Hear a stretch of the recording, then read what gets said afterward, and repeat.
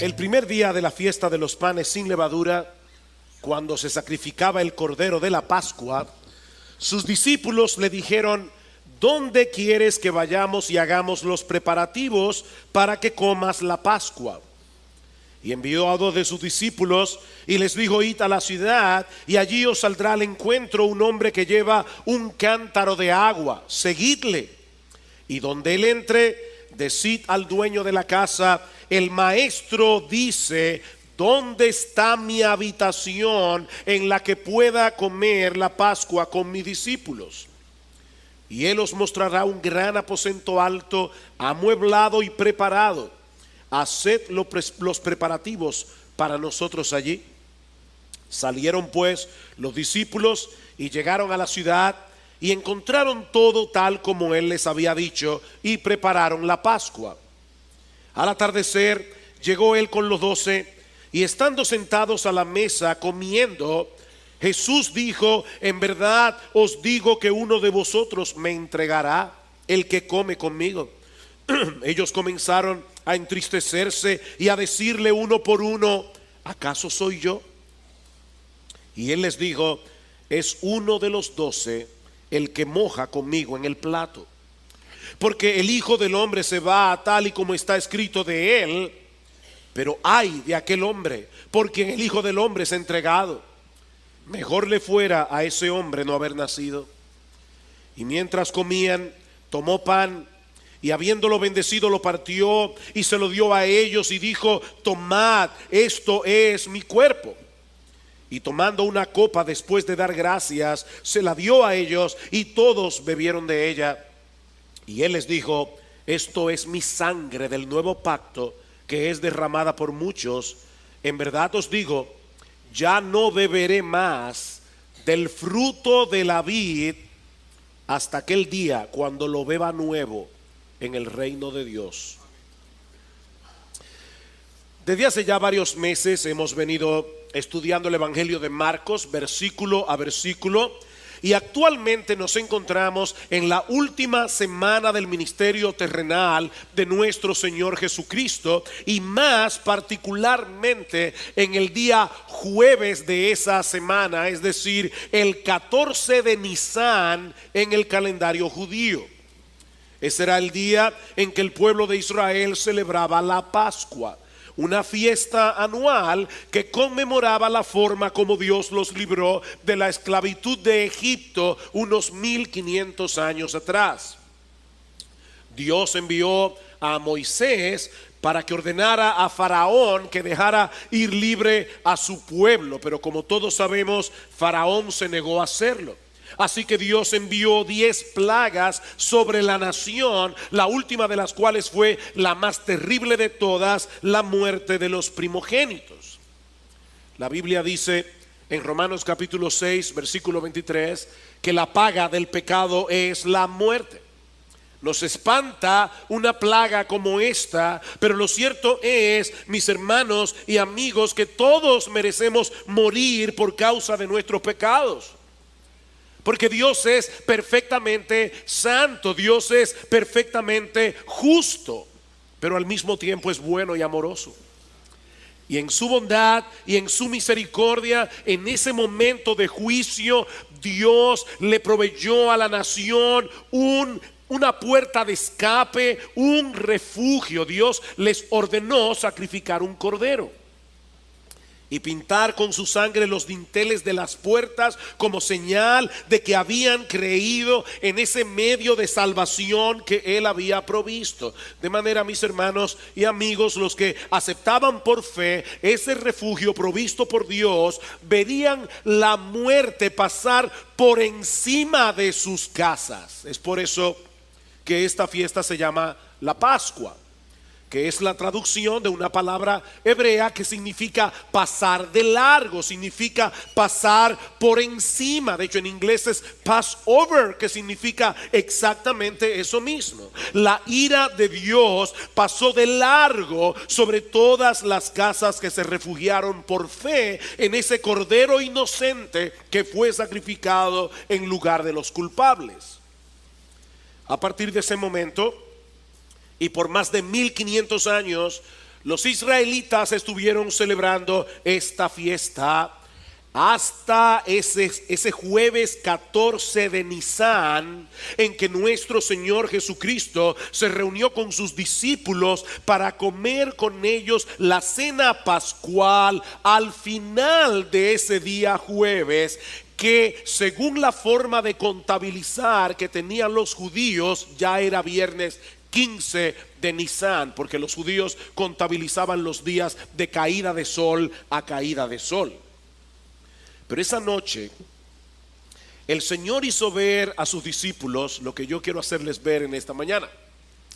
El Señor les hizo ver que aquella primera Pascua que Moisés celebró la noche antes del Éxodo no era más que una sombra, no era más que un símbolo que apuntaba hacia una realidad más gloriosa, hacia una realidad objetiva y concreta que estaba a punto de llegar apenas unas horas más tarde. Podemos dividir este pasaje en tres partes. En primer lugar, veremos los detalles de la preparación en los versículos 12 al 16. Luego el anuncio del traidor en los versículos 17 al 21. Y luego la introducción de una nueva Pascua en los versículos 22 al 25. Así que veamos en primer lugar los detalles de la preparación. Versículo 12 una vez más. El primer día de la fiesta de los panes sin levadura, cuando se sacrificaba el cordero de la Pascua. Noten ese detalle editorial que Marcos incluye en su narración. Llegó ese día en que se sacrificaba el cordero de la Pascua. Sus discípulos le dijeron: ¿dónde quieres que vayamos y hagamos los preparativos para que comas la Pascua? Por más de 3 años Jesús y sus discípulos habían estado predicando el evangelio por toda Judea y por toda Galilea sin una residencia fija. Y miles de peregrinos habían llegado a la ciudad de Jerusalén por causa de la fiesta. La pregunta es: ¿dónde encontrarían ellos un lugar seguro en el cual pudieran comer todos juntos, Jesús y sus discípulos, la cena pascual? Porque recuerden, hermanos, hace unos domingos veíamos que los líderes religiosos de Israel ya le habían puesto precio a la cabeza de Jesús. Dice en Juan capítulo 12 versículo 57 que los principales sacerdotes y los fariseos habían dado órdenes de que si alguien sabía dónde estaba Jesús, diera aviso para que le prendieran. Así que la ciudad de Jerusalén estaba repleta de gente. La persona de Jesús se encontraba en ese momento entre los más buscados de Israel. ¿Cómo iban a poder reunirse esa noche 13 hombres sin provocar un incidente que pudiera poner en riesgo la integridad física de Jesús? Sobre todo porque había algo que los discípulos no sabían, pero Jesús sí sabía. Ya Judas había hablado con los principales sacerdotes. Esa es la preocupación que parece estar en la mente de los discípulos cuando le preguntan al Señor: ¿qué vamos a hacer? Llegó el día de la Pascua. ¿Dónde encontraremos un lugar en la ciudad de Jerusalén en la cual podamos comer esa Pascua contigo? Mis hermanos, pero Jesús está en control. Jesús está en control. Él no tenía todo preparado, dice en el versículo 13, y envió a 2 de sus discípulos. Y por Lucas capítulo 22 versículo 8 sabemos que esos 2 discípulos eran Pedro y Juan. Dice: envió a 2 de sus discípulos sin que Judas lo supiera. Y les dijo: id a la ciudad y allí os saldrá al encuentro un hombre que lleva un cántaro de agua, seguidle. Y donde él entre, decid al dueño de la casa: el maestro dice, ¿dónde está mi habitación en la que pueda comer la Pascua con mis discípulos? Hay 2 cosas que debemos resaltar en este pasaje. La primera es que en aquellos días las mujeres solían llevar el agua en cántaros mientras que los hombres cargaban el agua en pieles. Así que era muy extraño encontrarse con un hombre cargando un cántaro de agua. Por eso es que el Señor le dice: vayan a Jerusalén. Ellos están en Betania, 3 kilómetros al sur. Vayan a Jerusalén y ustedes se van a encontrar en la calle con un hombre cargando un cántaro de agua. No iban a haber muchos hombres haciendo eso. Ahora, lo segundo que quiero resaltar aquí, mis hermanos, es que no había manera de que Jesús pudiera saber de antemano que al entrar en la ciudad de Jerusalén, Pedro y Juan iban a toparse con ese hombre. De más está decir que es un hecho incontrovertible que en aquellos días no habían celulares. Mis hermanos, no había forma de que Jesús pudiera tener ese tipo de información a menos que poseyera un conocimiento sobrenatural y tuviera control de todas las cosas. Y eso es lo que parece que Marcos está resaltando aquí, porque las cosas que iban a suceder a partir de ese momento no tomaron a Jesús por sorpresa. Él siempre estuvo en pleno control de cada uno de los detalles que desembocaron en la cruz. Mis hermanos, nada sucedió por accidente. Vean el versículo 15. Él os mostrará un gran aposento alto, amueblado y preparado. Haced los preparativos para nosotros allí. Salieron pues los discípulos y llegaron a la ciudad y encontraron todo tal como él les había dicho. Y prepararon la Pascua. Todo sucedió exactamente como Jesús lo había descrito. Esa habitación, el aposento alto, estaba contemplada en el decreto soberano de Dios. Pero lo más importante es que aún la actuación de Judas, el traidor, estaba contemplada en ese decreto. Y eso nos lleva a nuestro segundo encabezado, el anuncio de la traición. El anuncio de la traición. En el año 1906, un médico y filósofo alemán llamado Albert Schweitzer publicó una de sus obras más famosas titulada En búsqueda del Jesús histórico. Y Schweitzer decía en esa obra básicamente que Jesús, el pobre, se había equivocado al pensar que él era el Mesías que Dios había enviado a la nación de Israel al final de los tiempos. Pero lamentablemente, según él, las cosas se salieron de control y en vez de ocupar un trono, Jesús terminó clavado en una cruz. Pero mis hermanos, esa perspectiva de la vida de Cristo, que de paso sigue siendo muy popular en los círculos liberales en el día de hoy, no pasa la prueba de una lectura honesta y desprejuiciada de los evangelios. Si hay algo que nosotros vemos, sobre todo en los últimos capítulos de Marcos, es que Jesús sabía desde el principio que él se dirigía hacia la cruz. Y así se lo hizo saber a sus discípulos una y otra vez.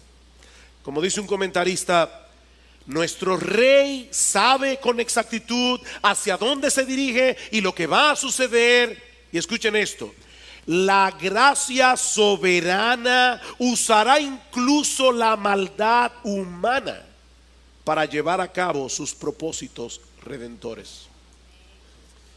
Y eso fue precisamente lo que sucedió con el caso de Judas. Versículo 17. Al atardecer, llegó él con los 12, y estando sentados a la mesa comiendo, Jesús dijo: en verdad os digo que uno de vosotros me entregará, el que come conmigo. Ahora, por el texto paralelo en el Evangelio de Juan, nosotros sabemos que el Señor pronunció estas palabras con el corazón desgarrado. Dice en Juan capítulo 13 versículo 21 que Jesús se angustió en espíritu cuando anunció a sus discípulos que uno de ellos lo iba a entregar. Imagínense, mis hermanos, el impacto de esta revelación en la mente y el corazón de estos hombres. De hecho, Marcos nos dice en el versículo 19 que ellos comenzaron a entristecerse. Pero en el texto paralelo, en el Evangelio de Mateo, se usa una palabra griega mucho más fuerte que significa algo así como agitarse con violencia. Eso cayó como un rayo en el corazón de los discípulos. ¿Cómo es posible que en medio de ellos hubiera un traidor? Ahora es interesante notar que en vez de acusarse mutuamente, ¿qué hicieron ellos? Comenzaron a dudar de sí mismos. ¿Acaso soy yo, Señor? ¿Acaso soy yo, Señor? Y esta pregunta está formulada en el original de una manera tal que requiere una respuesta negativa. Es como, ¿verdad que no soy yo? ¿Verdad que no soy yo, Señor? Yo conozco mis debilidades, pero no puedo imaginarme siquiera que yo pudiera hacerte algo así. Todos ellos experimentaron esa noche lo que alguien ha llamado una saludable autodesconfianza. Y mis hermanos, yo creo que los creyentes nos libraríamos de muchos males si desconfiáramos más a menudo de nosotros mismos. Porque no son pocos los que han caído a lo largo de la historia por haber asumido que no podían caerse. El que piensa que está firme, cuidado, cuidado, mire que no caiga. Mis hermanos, nosotros somos muy débiles, muy débiles. Y si queremos terminar bien nuestra carrera, no debemos poner nuestra confianza en nuestras propias capacidades. No podemos poner nuestra confianza en los años que tenemos en la fe. Es en dependencia del Espíritu de Dios.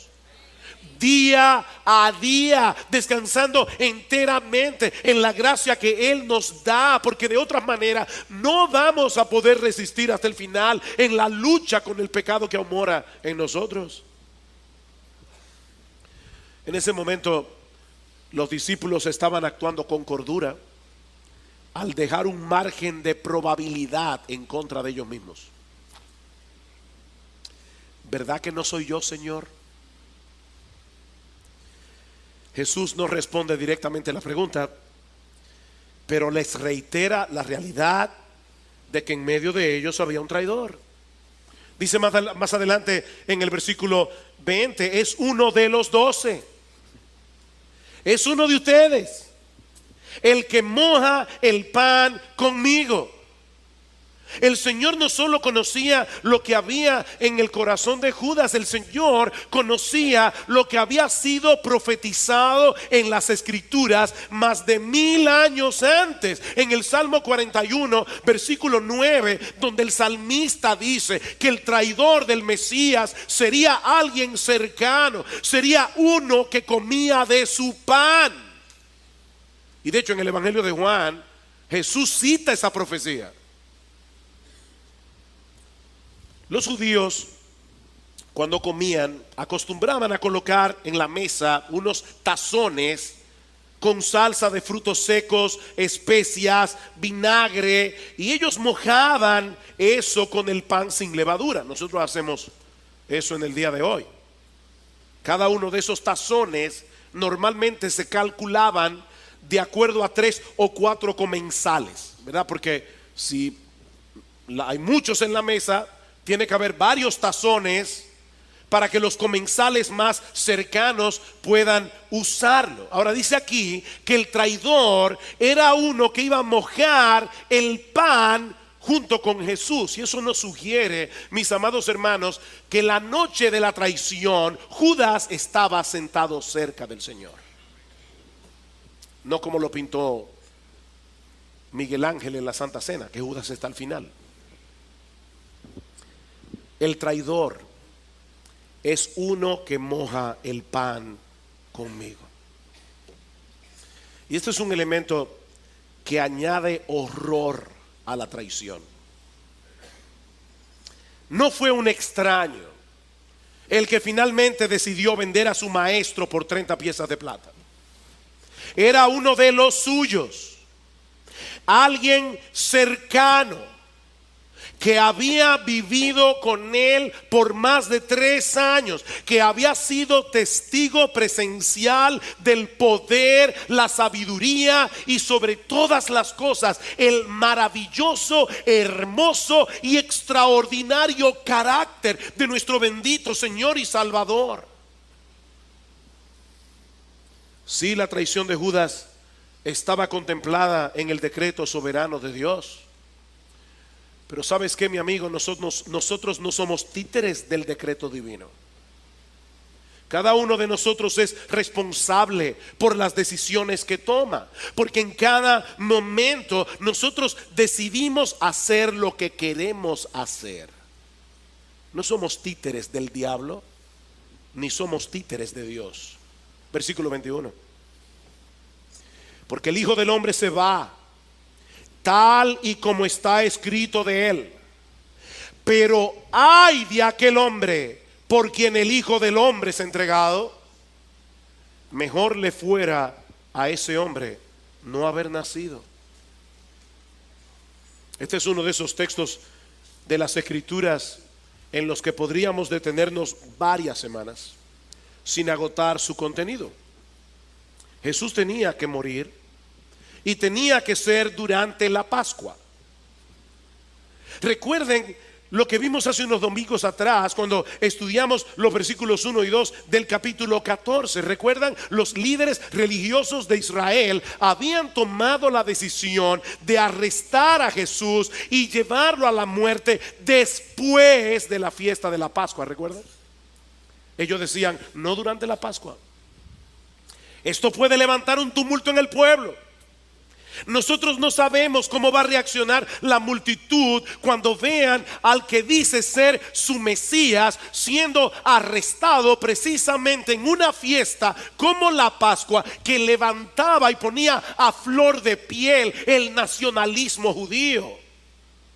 No durante la Pascua, pero mis hermanos, ningún hombre puede frustrar los planes de Dios, y estaba escrito que el Mesías sería sacrificado durante la Pascua, porque Él es el Cordero de Dios que quita el pecado del mundo. No podía ser en otro momento. Y saben, mis hermanos, qué fue lo que precipitó la actuación de los sacerdotes y los escribas. ¿Por qué tuvieron que hacer precipitadamente un plan B? Por la traición de Judas, precisamente.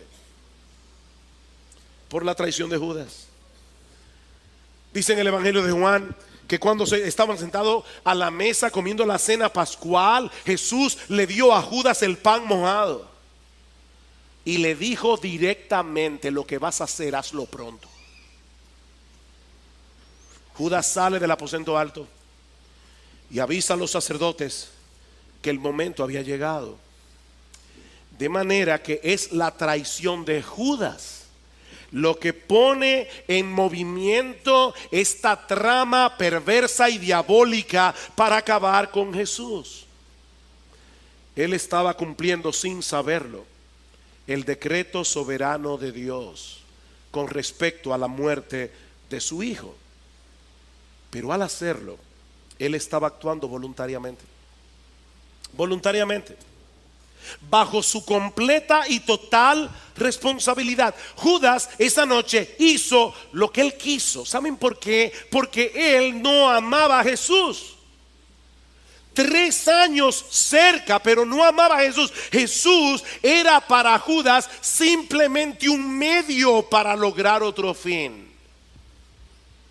Y cuando Judas se dio cuenta que Jesús estaba hablando demasiado de su muerte, seguramente pensó: a mí no me conviene seguir a un Mesías fracasado.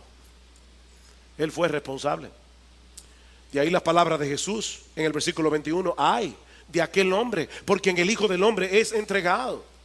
Mejor le fuera a ese hombre no haber nacido. Mis hermanos, Jesús nos está enseñando aquí de la forma más clara posible que todo hombre es responsable de sus acciones. Pero al mismo tiempo nos está enseñando que la muerte no es el fin de la existencia humana. La muerte no es el fin. Si de la nada venimos y a la nada vamos, entonces la traición de Judas no tendría ninguna consecuencia. Su muerte lo llevaría de vuelta a la nada inexistente de la que había venido antes de nacer. Pero Jesús está diciendo aquí que hubiera sido preferible para él no haber nacido nunca que tener que enfrentar las consecuencias eternas de su pecado.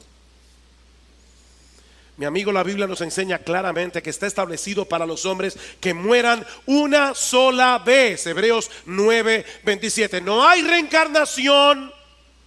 Está establecido para los hombres que mueran una sola vez. Y después de esto, no una luz en un túnel. Después de esto, el juicio. Somos responsables de nuestra existencia. Estar vivo es una responsabilidad. ¿Saben por qué? Porque la vida termina en un tribunal. La vida termina en un tribunal. Cuando cada uno de nosotros comparezca ante la presencia de Dios para dar cuentas de nosotros mismos. De hecho, miren, si no va a haber un juicio al final de esta vida es una broma muy pesada. Una broma muy pesada. Pero es aquí precisamente donde entra en juego el significado de aquella primera Pascua que los judíos celebraron en Egipto la noche antes de su liberación. Dios, en su inmensa bondad, había provisto una salida de escape para poder perdonar nuestros pecados y al mismo tiempo mantener intacta su justicia. Y eso nos lleva a nuestro tercer y último encabezado: la introducción de una nueva Pascua. La introducción de una nueva Pascua. Cuando los judíos celebraban la Pascua, ellos tenían que seguir algo así como una especie de guión. Había un guión que ellos debían seguir paso por paso. Había una serie de cosas que ellos debían hacer. Había una serie de palabras que ellos debían pronunciar. Se colocaban en la mesa 4 copas de vino y doblemente diluidas en agua, que debían tomarse durante la cena en ciertos momentos específicos, mientras el padre de familia bendecía los elementos, el pan, la hierba, el vino, el cordero, y explicaba el simbolismo de cada una de esas cosas. Por ejemplo, el padre levantaba el pan y decía: este es el pan de nuestra aflicción, el que nuestros padres comieron en el desierto. Y así sucesivamente. Ahora, mis hermanos, imagínense la sorpresa de los discípulos cuando de repente Jesús se aparta del guión que los judíos habían seguido por cientos de años en una sociedad estrictamente marcada por sus tradiciones, y cambia por completo el significado de los elementos. Versículo 22. Y mientras comían, tomó pan y habiéndolo bendecido, lo partió, se lo dio a ellos y dijo: tomad, esto es mi cuerpo. En el Evangelio de Mateo dice: tomad, comed, esto es mi cuerpo. En otras palabras, este es el pan de mi aflicción, el pan que representa mi cuerpo, que será partido dentro de unas horas en la cruz del Calvario. Toman y coman de este pan, Pero de ahora en adelante, cada vez que lo hagan, no lo harán en memoria del éxodo, lo harán en memoria de mí, como dice el texto de Lucas 22, versículo 9, 19. ¿Ustedes se imaginan eso? Mis hermanos, ¿qué pensaba Jesús de sí mismo? Que de golpe y porrazo decide cambiar el significado de una fiesta religiosa que servía de recordatorio a uno de los eventos más importantes en la historia de Israel. ¿Qué era lo que Jesús pensaba de sí? Este es el pan de mi aflicción, cómanlo en memoria de mí. Pero el asunto no termina ahí. Marcos nos dice en el versículo 23 que inmediatamente después el Señor tomó en su mano una de las copas de vino. Y por varias razones, de verdad, hermanos, que yo no puedo entrar en esta mañana porque el tiempo no nos lo permite, por la secuencia de eventos, es 99.9% seguro que esa copa de vino era la tercera o penúltima copa que se tomaba durante la cena. Y dijo a sus discípulos, y luego van a ver por qué señalo eso. Y digo a sus discípulos: esto es mi sangre del nuevo pacto, que es derramada por muchos. En los días del Antiguo Testamento, los pactos eran ratificados literalmente con sangre. Dos personas entraban en pacto, la una con la otra, partiendo un animal en dos y pasando por en medio de las dos mitades. Yo sé, niños, que eso suena grosero, pero esto es básicamente una especie de juramento autocondenatorio si uno de los dos dejaba de cumplir su parte en el pacto. Era como decir: así me parta Dios si yo no cumplo lo que estoy prometiendo en este acuerdo pactado. De manera que lo que Jesús está diciendo a sus discípulos esa noche, al levantar la copa, es que Él había venido a introducir un nuevo pacto por medio del cual los hombres habrían de relacionarse con Dios. Un nuevo pacto que sería ratificado unilateralmente a través del derramamiento de su propia sangre.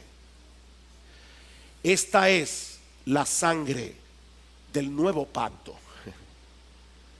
que por ustedes es derramada, y dice Mateo, para perdón de los pecados.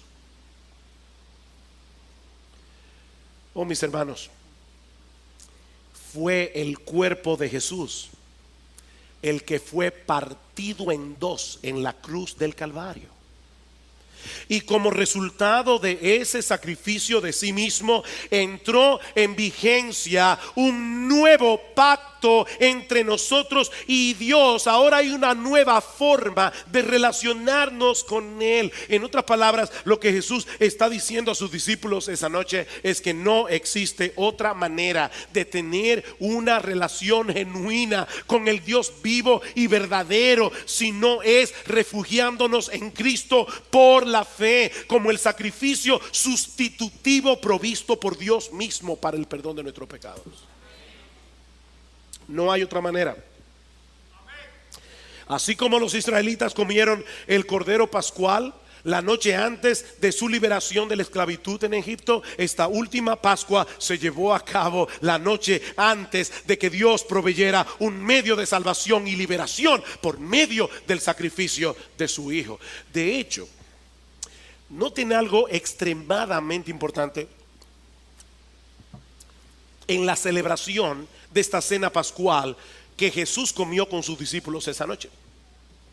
Cuando leemos los relatos de los 4 evangelios, vemos que Jesús bendijo el pan, Jesús bendijo la copa, pero ninguno de los evangelistas menciona el plato principal. Mis hermanos, déjenme hacerles una pregunta. ¿Cuál era la parte más importante en la celebración de la Pascua? El momento en que los israelitas se comían el cordero. El cordero inocente, el sustituto que había sido sacrificado para que la ira de Dios pasara de largo. Pero sorprendentemente, ninguno de los evangelistas menciona que esa noche hubiera un cordero en la cena. Me encantó esto.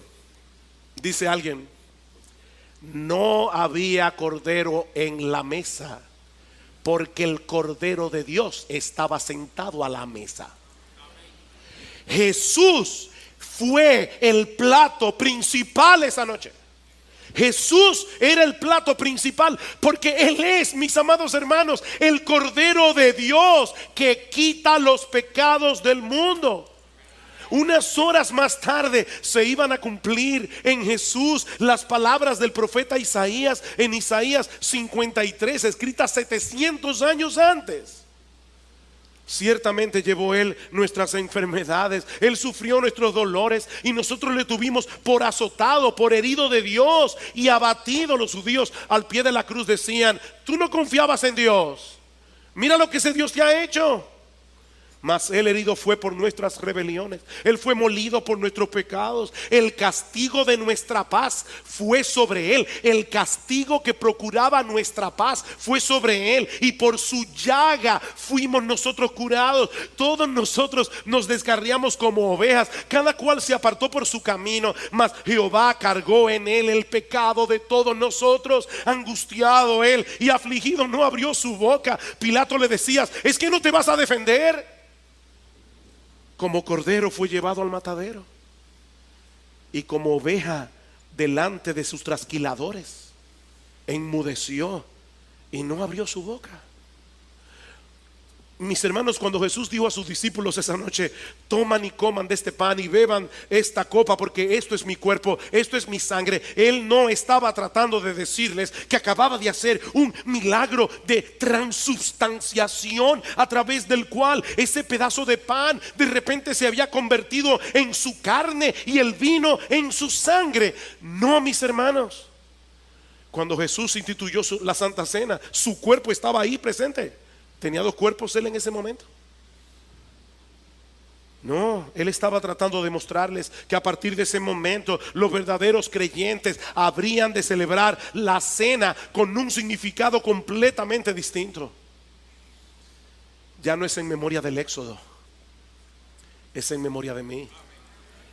Y eso es lo que Pablo nos enseña en 1 Corintios capítulo 11 versículo 23. Él dice: yo les estoy entregando lo que yo recibí del Señor, que la noche que Él fue entregado tomó pan, lo partió y le dijo a sus discípulos: toman, coman en memoria de mí. Y luego repartió la copa y les dijo: toman, beban en memoria de mí. Comemos el pan, bebemos de la copa para recordar que Cristo, nuestra Pascua, ya fue sacrificado por nosotros, como dice Pablo en 1 Corintios 5:7. Oh, mis hermanos, ya no tenemos deudas pendientes con la justicia de Dios, porque la ira que merecían nuestros pecados pasó por encima de nosotros para caer sobre Jesús en el momento de la cruz, cuando gritó: Dios mío, ¿por qué me has desamparado? Jesús quería que tú y yo supiéramos que Él fue desamparado en esa cruz por su Padre, para que tú o yo nunca experimentemos semejante desamparo. Él es nuestra Pascua. Pero hay otro aspecto importante en que la cena pascual celebrada por Cristo esa noche se apartó del guión. La Pascua era una fiesta religiosa, pero al mismo tiempo era una conmemoración eminentemente familiar. Los judíos se movilizaban cada año para comer la Pascua con su familia. Es algo similar a lo que ocurre en el día de hoy con el Día de Acción de Gracias en Estados Unidos, o la Nochebuena en países como los nuestros, la noche antes de la Navidad. Es una comida eminentemente familiar. Pero ¿qué vemos aquí en Marcos 14? Vemos a Jesús apartándose de su propia familia para celebrar esta Pascua con sus discípulos, que también tenían sus propias familias. Mis hermanos, ¿qué es lo que está pasando aquí? Que Jesús está creando en torno a Él una nueva familia. Jesús está creando la familia de la fe. Es por eso que la Santa Cena no se debe tomar de manera individual, desconectado de una iglesia local. Tú no puedes decidir en tu casa: voy a llamar a mi vecino que es cristiano y vamos a celebrar la Santa Cena. No, esto es una ceremonia eclesiástica. Esta es una comida que nosotros debemos celebrar en familia, junto a ese grupo de hermanos y hermanas a quienes nos une un vínculo espiritual que ni la muerte puede destruir. Si hay algo que nos recuerda la celebración de la Santa Cena, es que aunque la salvación es individual, el cristianismo no nos permite seguir viviendo de una manera individualista. Todos los redimidos del Cordero formamos una gran familia cuyos vínculos se manifiestan en una forma concreta cuando venimos a formar parte de una iglesia local. Pero hay algo más.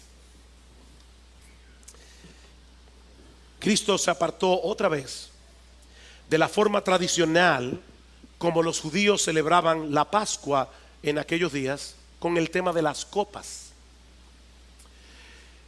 Hace un momento decíamos que durante la cena pascual los israelitas tomaban 4 copas de vino.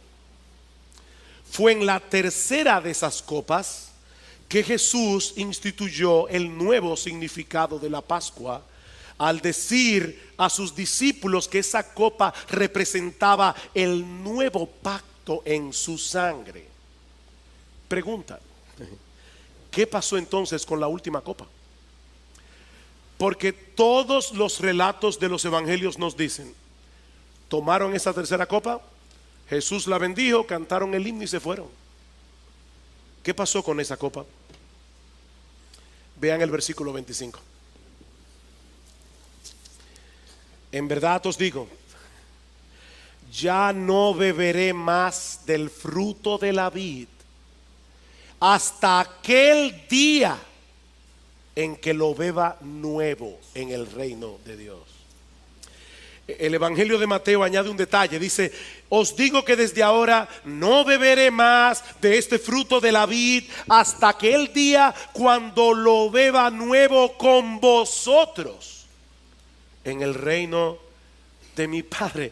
Mis hermanos, yo no sé ustedes, pero esto para mí es increíblemente impresionante. Cristo dejó en suspenso esa última copa para que esperemos con expectación la celebración de ese banquete escatológico del que participaremos en su presencia en la consumación de los siglos. Como dice el teólogo escocés Sinclair Ferguson, él dice: la copa que usualmente llevaba la Pascua a su fin, Cristo está diciendo aquí que la bebería luego, al inicio de ese tiempo de comunión sin límites en el reino de Dios. Esa es la promesa de Jesús. Queridos hermanos, es con ese sentido de anticipación que nosotros debemos vivir la vida cristiana, anhelando la llegada de ese día que con toda certeza llegará. Todas las escrituras con respecto a Jesús se cumplieron esa noche. Por eso dice Pablo: este es el evangelio que yo les prediqué, que Cristo fue entregado a morir conforme a las escrituras, que fue sepultado y que resucitó al tercer día conforme a las escrituras. Eso estaba escrito, todo se ha cumplido y esto también se cumplirán. Mis hermanos, nosotros ya no tenemos cuentas pendientes en el tribunal de Dios, porque Cristo, nuestra Pascua, ya fue sacrificado por nosotros.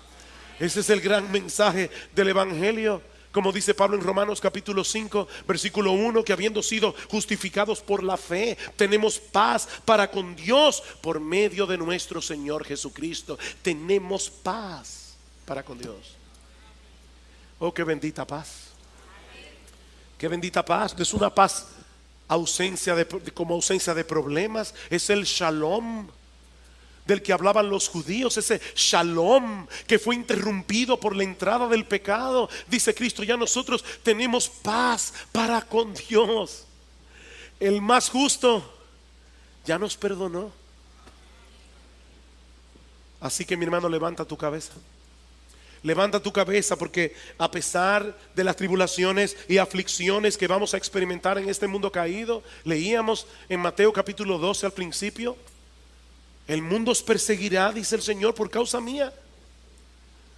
Pero podemos mirar hacia el futuro con confianza, porque fuimos comprados por Dios por medio de la sangre del Cordero, para poder experimentar una genuina y deleitosa comunión con Él. Cristo es nuestra Pascua. Y si tú estás aquí sin Cristo en esta mañana, déjame recordarte algo antes de concluir. Cuando Dios instituyó la primera Pascua en los días del Éxodo, no bastaba con sacrificar el cordero, pintar con su sangre los dinteles de la puerta. No, había que comerse el cordero. Hay que comerse el cordero. Mi amigo, la comida no te beneficia en nada a menos que te la comas. Puede ser muy nutritiva, puede ser muy sabrosa, puede estar muy bien presentada, pero tienes que comerla y digerirla para beneficiarte de ella. ¿Sabes qué, mi amigo? De la misma manera, Cristo fue a la cruz del Calvario como el Cordero Pascual, como nuestro sustituto inocente, para pagar nuestra deuda con la justicia de Dios por causa de nuestros pecados. Pero tienes que comerte el cordero. Tienes que comerte el cordero. En nada te beneficiará esa muerte si no te comes el cordero. Tienes que apropiarte de él por medio de la fe. Mi amigo, aquí no estamos hablando de llevar a cabo un ritual religioso. Aquí no estamos hablando de comerse una hostia. Aquí estamos hablando de tener una relación íntima y personal con nuestro bendito, glorioso, exaltado, maravilloso, extraordinario, hermoso Señor y Salvador Jesucristo. Es una relación personal, confiando únicamente en Él para el perdón de tus pecados. Yo soy el pan de vida, dice el Señor. Y otra vez uno se pregunta, ¿qué pensaba Jesús de sí mismo? ¿Quién puede decir yo soy el pan de vida? El que viene a mí no tendrá hambre. El que cree en mí nunca tendrá sed. ¿Ven el punto? Comerse a Cristo es lo mismo que venir a Cristo, es lo mismo que creer en Cristo. Yo soy el pan de vida. Cómeme a mí. No es participar de un rito, no es participar de una ceremonia lo que tú necesitas para ser salvo. Es confiar en Cristo y solo en Él, como el bendito Cordero inocente que fue sacrificado en nuestro lugar en la cruz del Calvario, y cuya sangre nos limpia de todo pecado. Confía enteramente en Él, confía en Él, y recibirás en esta misma hora, gratuitamente, por gracia, el perdón de todos tus pecados, el don de la vida eterna, únicamente por medio de la fe. Entonces, y solo entonces, podrás vivir con la esperanza, la bendita esperanza de participar en aquel día, en ese banquete, en la presencia del Señor, deleitándote en Él por los siglos de los siglos. Me llama la atención que una de las figuras que más usa Cristo para referirse al cielo es una cena. ¿Se han dado cuenta de eso? El reino de Dios es como un banquete. Oh, mi amigo, tú estás invitado. Estás invitado. Pero tienes que comerte primero el cordero. Ven a Cristo, mi amigo, y ven ahora. Ven ahora. Porque Él ha prometido que de ninguna manera echará fuera a ningún pecador que venga a Él en arrepentimiento y fe.